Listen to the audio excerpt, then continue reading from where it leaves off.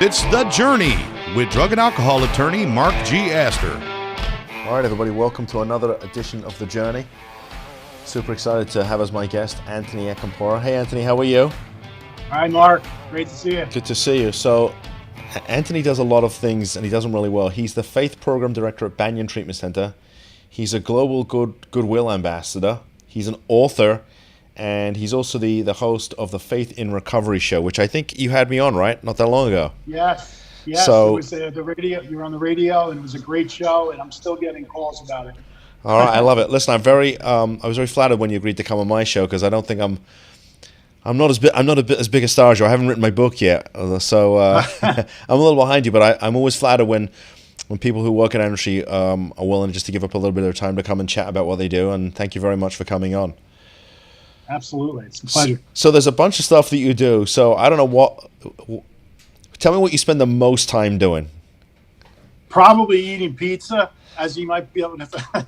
Okay, I can work with that. That's good. Yeah, I'm trying to cut down on that. But, I think the majority of my time is spent with our clients, whether it be either in groups, in those types of settings, or individually. I do faith counseling. I'm also the chaplain here at Banyan. And it's not even just with our clients, the faith and recovery clients. It's also, I met with two clients that were in our mental health program this morning. So it could be anyone who's, wants to meet from a spiritual perspective, wants to meet for faith counseling. But a lot of the time just goes into trying to encourage, trying to build up our clients, build up spiritual muscle, teach them about the Bible, teach them about God, teach them that God has a plan for them, and He hasn't abandoned them, and they have value and they have worth. And usually, when they hear that, it's almost like music to their ears. It's something that they haven't heard for a long time. So let me ask you this: how long have you worked in the treatment industry? I've been in this field for a little over 5 years now. Okay, so what got you into it? Because everybody that I speak to, they all have their own sort of motivations, and most of them are honorable. Right. Occasionally, as you know, we have a few dishonorable people, but for the most part, most people that we work, that we all know, are people that are trying to help others. Well, it's a good question, because I would have never been in this field had I not gone through a lot of the things that our clients go through. Depression, anxiety, at major levels, major depression, major anxiety, addiction to alcohol, to Xanax, to gambling. So I kind of went through all of this stuff. It was interesting how it happened, because I was in the security industry. I was a director of corporate security. I worked in Manhattan, California. I was a private investigator. I never was involved with this field at all. And then I was the director of investigations with the Broward Crime Commission. And after I was going through all the stuff I went through, I wanted to implement ministries. And one of them was a mental health ministry, an addiction ministry, a homeless ministry. And I became the director of that. And that's how I got introduced to a lot of people in this industry, the recovery industry and the mental health industry. And I ended up getting ordained as a chaplain. And I became a chaplain, and I was with the recovery place in Fort Lauderdale. And then that closed about 3 years ago, and I ended up at Banyan 3.5 years ago. So did you work on Wall Street? No, it was more security, like physical security. Oh, like okay. Alarms and that type of thing, theft, employee theft, embezzlement, fraud, that type of stuff. Okay, all right. When you said security, I'm thinking Wall Street, but. Okay, that's it. Wow. See, I know that we didn't spend a lot of time chatting before the show. So for the people that are watching, I'm learning some of the stuff about you for the first time. I love it. It's great stuff. So how long have you been at Banyan? I've been at Banyan since October 2015, and that whole situation is just kind of an amazing story too, because the suite that I'm in right now, it's in Pompano Beach. It was empty. The people had left. So it was a vacant suite. The owner of Banyan, Joe Tuttle, and Eric Oakes, who's our COO now, at the time he was the executive director, they wanted a faith program. They were interested in it, but it never would work out. Nothing ever just fell into place. And the amazing thing about it was, as they were talking about it, I ended up sending messages out on LinkedIn to just random people. I didn't even know who Eric was, but he was on my LinkedIn profile. And I basically said, this place is closing, the recovery place, and this is what I do. And I told them a little bit about the programming, and they were blown away of the timing of it. It was God's perfect timing. And the next day they brought me in and interviewed me, and the day after that they hired me. So it was just absolute perfect timing how this fell into place. So let me ask you a question. Did you feel that the the religious component, I guess maybe more the spiritual component, was important to your recovery? Absolutely. I mean, I've gone to 12-step meetings, and I used to go to GA meetings, Gamblers Anonymous, but I ended up getting the faith component, the Bible aspect. That's what really clicked with me. I was in a faith-based program myself. That was the last program I was ever in Naples, Florida. And that's when everything was like a light bulb went on, and it just, everything clicked. And I started to pursue it, and I started to pursue God, and I wanted to learn more and more about him. So I went really more from the faith aspect than more the 12 steps. So let me ask you. So, look, I grew up in a very, what I would consider a conservative religious family, and I think I got away from that, just my own personal, designs of how I wanted to live my life. So what do you do when you get somebody who comes into treatment and they're like, listen, I'm not buying any of that religious, spiritual stuff. Mm-hmm. So, you'll have to come up with something else for me that's going to help to keep me in recovery. It's a great question, because the majority of the clients say exactly that. They'll say, I grew up in the church. Maybe it was in the Northeast and they were Catholic. Maybe they were in the Bible Belt and they were Southern Baptist.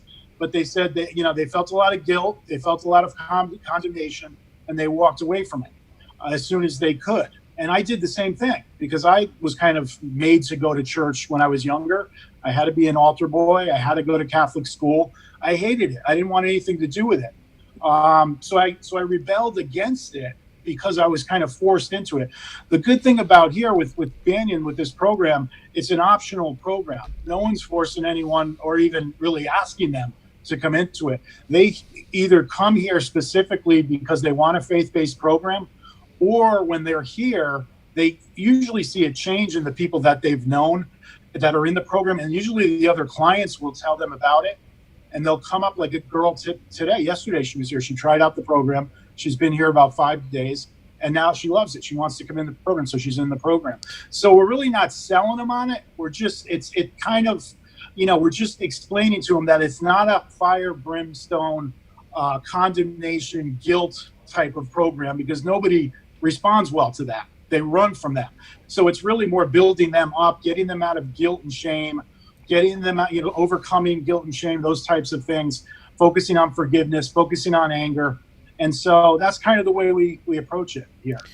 Right. So when I read about you being a global goodwill ambassador, tell me what that's about. That's an international organization, and basically they look for people that have got involved heavily into volunteer work and have done some things for people, helping people, encouraging people, that type of thing. And there's a board with it. It's the GGA, Global Goodwill Ambassador Board. And these are people from all over the world that get selected to it. I think there's about 100 and something in the U.S. But there's people, it's great because I connect with people from, India and Indonesia and Egypt and just all over the world, people that were nominated and selected to be a global goodwill ambassador. It's basically a humanitarian. That's what the program is. So how much time do you spend working on that? It's more different groups and boards. Like I'm on the board of mental health and addiction. So when there's people that have questions or some of the other ambassadors, they'll post things in these groups, and you respond to them and you provide information and things like that. So it's not a lot of time, but it's it's basically all geared towards helping people throughout the world.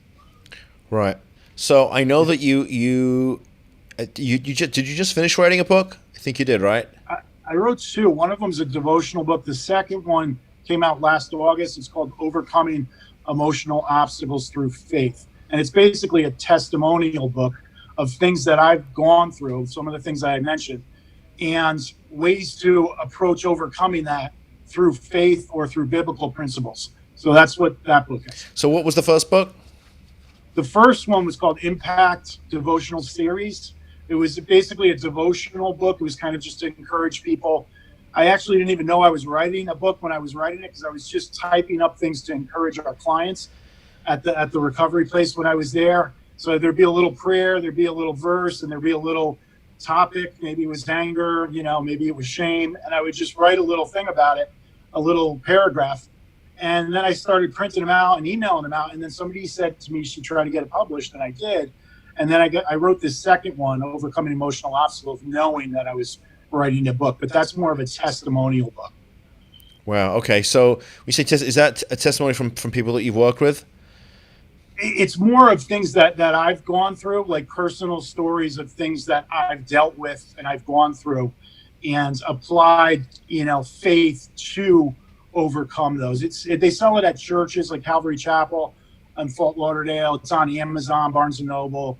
But I get a lot of positive feedback, especially from parents that say, my son's never read a book in his life and he goes to sleep reading this every night. Thank you so much. And he's changing and he's applying some of these principles that you have in here. That's amazing. Always nice when you get emails and things like that from people. I think that's probably one of the reasons that that we do what we do, right? Is to feel good about getting out of bed every morning and fighting the good fight. Absolutely. My job as director of corporate security, it was a lot more money and titles and budgets and all this type of stuff and traveling all over the world. But it was basically to either have people fired or arrested or both. And so it's kind of wears on you after a while. And this is kind of the exact opposite. This is you're speaking into people's life. You're trying to build people up. You're trying to encourage people, trying to save lives rather than, sometimes destroying them. So it's an amazing thing. How'd you get into the whole corporate security thing? Because I never would have guessed that was your background. I started at Marshall's department store in Connecticut catching shoplifters. I was a store detective. I fell in love with it. It was like the coolest job ever. And I got promoted. I moved to New York. I was a district manager, a security manager, a regional director. And then I was director of corporate security for a California-based company. I had about 220 stores. Wow. And basically what we did was investigate theft, employee theft, refund fraud, embezzlement, all that type of stuff, cash theft. And that's basically what the job was for the most part. Wow. So, I mean, in a big company that's, got, well, you said how many stores? 200? There was about 220 at the time I left, yeah. I mean, how much theft is going on? A lot? It's a lot of internal theft. And usually about 60 or 70% of the losses for any corporation is from their own employees. And it's hard to believe at first, but, when I was out in the field and I was a regional and I was dealing with smaller thefts in the stores, girls, giving stuff out to their friends and things. And we always thought, corporate, that, they have it made and they have all this, money and they're getting these huge salaries. So I thought there wouldn't be that much theft going on. It was actually worse than it was in the stores. I mean, greed sets in, and no matter how much money you're making or whatever your position is, you always want more. So, and you have more influence and more power, more opportunities to defraud the companies. So whatever it is, the first case I had was the vice president of IT. It was our vice president of IT. It was a huge case. And so you just never know. It's like you always want more and more and more. You don't get satisfied sometimes, no matter how much money people are making.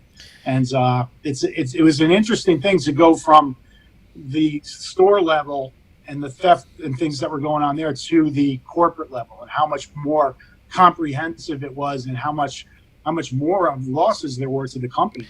Yeah, my father was in retail electronics when we were growing up as a kid. He built a business out of nothing and ended up with 12 stores, and the amount of thieving that was going on was just it was relentless. I mean, that was way back when, before one of these things could make a lot of noise. It was the big thing back then was the Sony Walkman. I mean, that was revolutionary for us. But that's when people actually went out and bought a hi-fi with speakers and an amplifier and a cassette deck and a record player and all that stuff. I mean, we had all the stuff alarmed, and and if it wasn't going out of the front door of the store, it was going out of the back door of the store, because we had you have a stock room, right? And stuff was going out. I mean, the stuff was the police. My dad would get calls in the middle of the night. The police had caught one of the members of staff going back into the store at 2 a.m, and selling selling Sony Walkmans out of the back of the store to his buddies for $50 Right. a piece, half price. So Yeah. crazy stuff. So what do you think caused you to have a substance use issue? Where do you think that stemmed from? It Stress? stemmed from a miserable existence.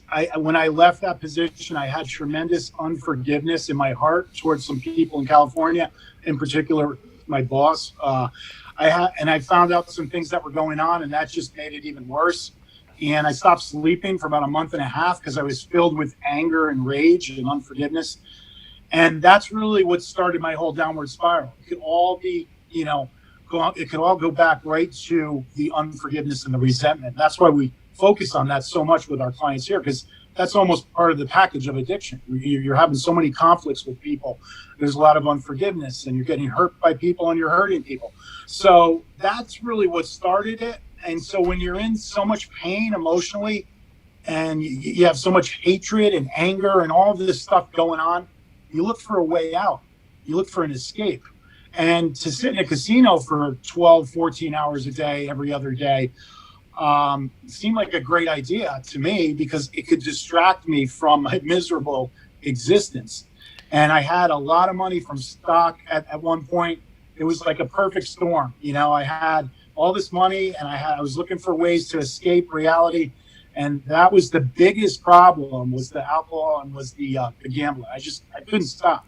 And so that was kind of how that happened. And the interesting thing is, I used to go to Vegas every once in a while. I lived in California. It was a short flight, and it was never a problem. Yep. But then it was a problem in Florida at the Hard Rock because my situation changed. So how'd you eventually get into recovery? It really had to do with that last place that I was in. It had to do with really pressing into God's word and really starting to apply the principles that I was reading about over and over. It wasn't just the fact of reading them or hearing a sermon. A lot of people, that's their walk with God. That's what it was with me for 35 years. You go to church. I was a CEO Christian, Christmas, Easter only. So Easter's coming up, so I would have been there. And, you go, or if you go on a Sunday, it's like, that's it. The priest, the pastor will take care of the rest. I told him what my problems were, and you just go back to your regular life on Monday. So it's a lot different now because I actually try to apply. It's not perfect, but I try to apply these for forgiveness, for example. The way I finally was able to forgive, I read a verse in Romans, and the first part of it said, "Do not repay evil with more evil." And that got my attention because that's all I thought about for 7 years with the situation that I was in. You get consumed with these thoughts and with anger and revenge. And so that got my attention. I went on, I read it more and more, and it started to sink in. And then I got to the point where, well, I know what God's will is. That's to forgive. My will is to not forgive, and it's destroying me. And I had to make a decision to go one way or the other. And I chose to go with God's will and forgive. Well, that's great. So how many different locations does Banyan have? Banyan has, I believe it's 11 locations. I mean, we're opening them up so fast. It's actually incredible. There's 2 in Chicago. There's 1 in Boston. There's two in Pennsylvania. We have a detox in Stuart, Florida, and we have a detox in Boca, Florida. And then we have the Pompano location, which was the original Banyan. And then we also have behavioral health of Palm Beaches that we bought, and Seaside. So a lot of locations, amazing people. It all starts from the top. Joe Tuttle, our owner, he's the single owner of Banyan. Like I said, he wanted this faith program. He's an amazing guy. He's a guy that everybody's just kind of drawn to. He lets people do their thing. He hires good people, and it just kind of flows down from there. Eric Oaks, same thing, our COO. It doesn't happen by accident to have this type of growth. When I came here 3.5 years ago, there was the Pompano location. That was it. It wasn't even the whole location because we have rented out different places in here. Now it's the Pompano location and all those other ones, I just mentioned. And that's in 3.5 years. That's a lot of growth. So sounds like you guys are probably doing something right. Yes, absolutely. So do you get to work with the clients at the different locations? I go to our Stewart location on Fridays and Boca, and I do groups there, spirituality groups. also meet with some of the clients there. So and then they usually end up coming here too. So eventually they end up coming to Pompano, even if they're in Stewart or Boca. So I get to meet them before they even get here, which is nice because I already have kind of a rapport with some of them. And so those are pretty much the only other ones that I go to. But the way we have it set up is if somebody's looking for faith programming, instead of having, faith programs in all these other locations, they come here because we're going to fly them in, they would fly in here anyway. So they would just come here rather than us having all these different locations that may not be exactly the way we're doing it here. So it works out well for the clients that are seeking faith programming. That's great. They'll just come in. Yeah. Let's talk about your podcast, because this to me is like probably my favorite thing to do during the week. It's the one thing I look forward to doing. And so tell us about that, because I know you had me on as a guest, and that was a lot of fun. So tell us a little bit about your podcast and what you've been doing with it. The way it started was I was at a conference in Orlando. It was a National Faith Symposium, and I ended up getting interviewed from a radio station up there, and we ended up connecting and things. And I met the GM and that type of thing. So I ended up being the host of the show, and we called it Faith and Recovery. And it aired in Atlanta and Orlando markets. But it was also online and on social media and things like that. So that's kind of how it started. Now we actually moved it to the Faith and Recovery Suite. So it's called the Faith and Recovery Show, and it's filmed not in the radio station in Miami. It used to be in Miami. It's actually here. So we've had Pastor Conrad from Fusion Church was a guest, and we had our chiropractor, Dr. J, was also a guest on here. And we have our clinical director, Ryan, is going to be on next week. So we've only done 3 here. We used to do it in the studio in Miami. That was part of Salem Media Group. Yeah. Right. I bet you enjoy doing that, huh? I love it. I mean, I made the mistake of having my boss, Eric Oakes, on the second time, and it wasn't really that good because I didn't know what I was doing. But I kind of got the hang of it after a while. It took a few weeks, but I tell you, it is. It's a lot of fun. It's a great way to get information out there and have some great guests on and let people know what they're doing and, in their lives. So it's a cool thing. I love it. So where'd you grow up? Tell us a little bit about your background. I'm from Connecticut, Hamden, Connecticut, which is just outside of New Haven, Connecticut, which is one of the best pizza places in the world, they say, Worcester Street. So it's always like 1 or 2 of the best pizzas, and it'll be like someplace from Brooklyn. You keep talking about pizza like this. I'm starting to get hungry. I only just finished lunch. Well, I got to show you this. This is funny. Our old clinical director, I talk about it so much, he gave me this. This is my mouse pad. Oh, forget about it. I couldn't have that in front of me. I never get any work done. I'll be constantly running to the refrigerator. Yeah, I know. I wonder why I'm having such a hard time losing weight here.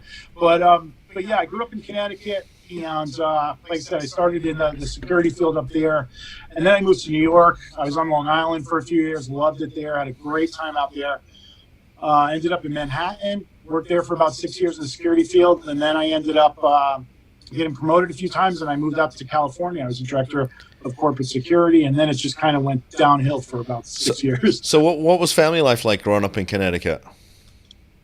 Family was good. I tell you, today I just posted it on Facebook. It's my father's birthday. He passed away in 1998. And I woke up and it was just the first thing I thought of, and so I posted that. But he was just an amazing guy. People just loved him. I don't think he had an enemy out there. People were just drawn to him. He was just an incredible guy. And I have 3 sisters and a brother. My brother's still in Connecticut. But, it was a good upbringing. It wasn't perfect, but I never realized. I always thought we kind of had a lot of money because we had a built-in pool and we had a big house, but we really didn't. And I didn't realize that till way later on. My father took some big chances. He opened up he was in construction, and he opened up an excavating company on his own. Later he was probably about 50-something years old, and he did that. So they did a lot. My parents really went all out to make us have a great life and a great lifestyle and things like that. And we were sent to, Catholic school and all that type of stuff. But there was a lot of arguing that went on, but I kind of missed it. It was fun. It was a fun upbringing. Well, is your mom still around? My mother passed away in 2012. Yeah. So she passed away in 2012. It's amazing because the difference, when I was in New York City when my father passed away, I didn't have a relationship with God. I wouldn't even be considered a Christian or anything. And I couldn't mention that, talk about it, anything. It was so different for probably about 5 or 6 years. It was just, I was devastated. And then when my mother passed away, it was bad that day, but I dealt with it so much. It was such a different way of approaching that, and knowing that I'm going to see her again, and knowing that she's in perfect peace and she's not in pain anymore. What a difference, just because of the amount of faith in between that time period. Yeah, I mean, I lost my dad, was it 2 years ago, just over 2 years ago, and think about him. Sorry. Yeah, I think about him every day. I didn't realize how much I learned from him until he was gone. And, Yes. well, there are some days, as I deal with the trials and tribulations of running a business, that I'm like, I wish I could sort of, tap into his wealth of knowledge, because he's, my father left school at 14, my mother at 16. So, I mean, anything they ever obtained in life, they did it just really through hard work and determination. And so sometimes I say, I wish I could just sort of tap into that knowledge, because, to just to be able to go back in time. But you don't realize how much you learn until they're gone. So I understand how that goes. So do you do any other stuff, outside of Banyan in terms of treatment and working with individuals? I speak at different locations, when asked. Sometimes what I'll do is I talk about my book, and go over different chapters and things like that. And so I end up doing that. So I'm involved with Calvary Chapel. They're involved with us a lot here. They do a Bible study for us. They do our baptisms. So that's, I'm involved with them a lot too. But, it's just, I got my dog, Luke the dog. He's amazing. He's a blue-nosed pit bull. He's the best dog ever. And he's actually a certified therapy dog. And he comes to, the clients love him. And he's here probably once or twice a week. And I bring him to Boca and Stewart when I do groups up there. So he's a big part of our staff. He's on our website and everything. Audra and I were talking about that, because Audra has a dog. She's a Belgian Malinois. And we said, wow, maybe we should make her part of the story. She's dogs. Dogs especially they're just such amazing creatures. They're so intuitive, amazing. Yes. So well, anytime someone cries, it's happened 5 times in Boca, in the group. It's because he's sitting there next to me, and somebody will be sharing something and they'll get really emotional. He goes up and hugs them. Like, he doesn't jump on them. He just actually hugs them, and then he'll sit right next to them until they stop crying. He does it every time. It's amazing. He's so, like you said, in tune to people's emotions. And I don't even like raising my voice. Now, this is a pit bull, and he's like a little baby. I don't even want to raise my voice to him when he does something, stupid, because he looks like he's going to cry. So they are just so incredibly sensitive. Yeah, I think that dogs are a little bit like animals in a certain way. If you raise a dog with love, it'll be a loving dog, right? I mean, so Stella, Audra's dog, is a Belgian Malinois, and it's interesting. She's very territorial. She's bitten my mother. Wow. She's bitten my mother twice. Yeah. She don't like any other women coming in the house. She's very territorial. But with us, she's like she wants to just hug and kiss. And that's really because even though instinctively she's like a German Shepherd, she's a work dog. She's really been loved since she was a puppy. So other when she feels threatened, she's a big softie. So it's amazing. So yeah. I'm so glad you came on the show.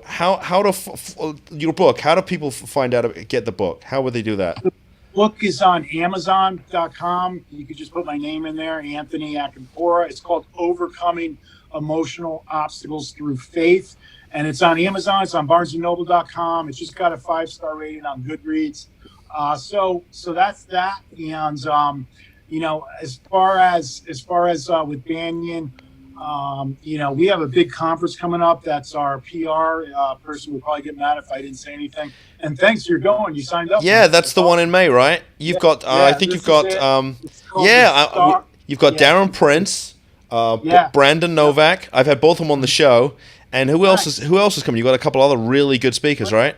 Brandon Novak, Ryan Hampton, Dr. David who's our doctor at Behavioral Health of Palm Beaches, and then we have Dr. Tammy Malloy, who's our chief person at Banyan Behavioral Health of Palm Beaches. So those are the speakers. Brandon's amazing, and all of them are going to be amazing. But it's May 17th, 2019. It's coming up.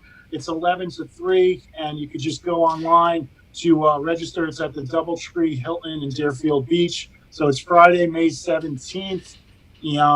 Anthony, is there a link? Is there a link on that thing? Maybe you could just hold up the camera so we can see it. Where would they go to sign up for this? Let's see. If you go to it's a Star, and then it's Banyan Treatment Center. If you go Star Networking, Banyan Treatment Center. It's not on here, but that's what it is. Okay, and I think the Jay's also going to put a link. A link down below, so folks who are watching the show can sign up. But I would encourage people. Yeah, I would encourage people to sign up for this thing. Phenomenal guests. Allison, our PR director, and Ann, and they worked really hard on this, and they're doing a great job with that. So we already have over 100 people that registered. So it's gonna be a big event, and these speakers are incredible. So, yeah, I mean, we're excited. It's one of the things we're excited about going to. We can't wait. Absolutely, and then the program faithinrecovery.com. faithinrecovery.com. That's the faith program at Banyan Treatment Center. My number is 201-538-2754, 201-538-2754, BanyanTreatmentCenter.com or faithinrecovery.com. Check out our websites, and there's a ton of information on there. And take that leap of faith and give us a call if you have someone that's struggling and wants to get involved with a faith approach to our faith recovery program. I love it. Anthony, hold on a second. I'm going to sign up, but don't go anywhere just yet, okay? Okay. And for the folks who are watching the show, thank you for tuning in. If you want to get some information about what we do over at Drug and Alcohol Attorneys, you can find us online, drugandalcoholattorneys.com. You can email me, Mark, with a K, at drugandalcoholattorneys.com, or you can call us, 561-419-6095. You can find the show on our Facebook page, on our website, on YouTube. We're also on Instagram, Twitter. The show, if it's not already, will be on, I believe it's iHeartRadio. So, and if you still can't find us, you just Google Mark G. Astor. You should be able to find me. So, with that said, until the next show. Oh, and by the way, if you have any questions for either me or Anthony, please post them. Really important so that we can answer your questions. And until the next time, thank you very much for tuning in.